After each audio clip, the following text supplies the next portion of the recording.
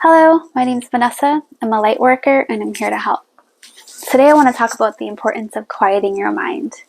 And there's probably nothing more important that you can do to help yourself feel better emotionally and physically and spiritually in all ways.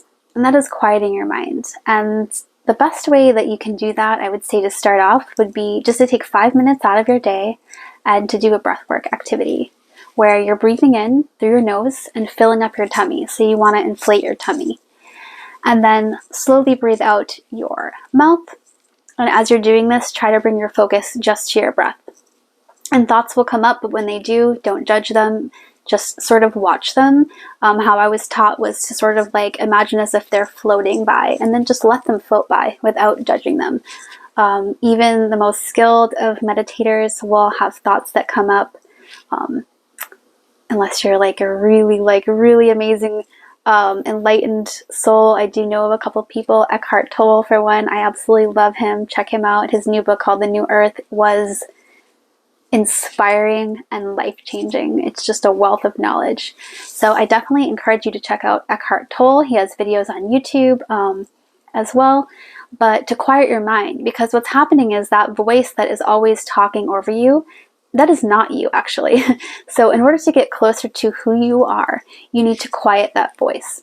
And the second part to that is you need to get that voice to be nicer. So what I did with the beginning when I was working on this, the ego, that's that voice. So I used to have an ego that was really just mean and just not nice and always just reminding me of my flaws and how I wasn't good enough and I would never be good enough and things like that. And so what happened was I started to become aware of that. And so when the thought would come up, I would say, hey, that's actually not true. And I wouldn't say it in a mean way. You gotta, be loving to this voice. This voice actually can be your friend or your foe. And so right now I've developed a wonderful relationship with my ego. Your ego is there to protect you. The ego is not a bad thing. And actually you're never going to get rid of your ego. Again, unless you're one of these amazing enlightened teachers. Again, like Eckhart Tolle, love him. But we, as just the average person, we're not going to get rid of this ego. So it's best to become friends with it. And the way that you do that is to pour love into that and to treat that voice. When the voice comes up negatively, you come back with love. Thank you, but no, that's not true. I'm not an idiot, or whatever it says. And the second is to quiet your mind, because you want to create space.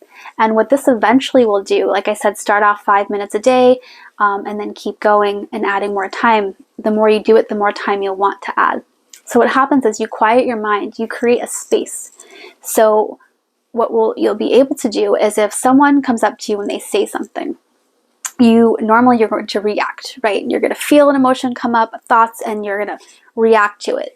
But when you quiet your mind and you practice this for long enough, it creates a space where you don't react right away. You can hear what they're saying. You can pay attention to the energy that you're feeling in your body where you're feeling it. And instead of reacting, you can sort of come from a place from truth. Because a lot of times our reaction is coming from a place of defense, and that is not going to be a place of truth or a place that's going to be helpful to us. So absolutely, breathing techniques, and breath is life. That is a life force. That is prana.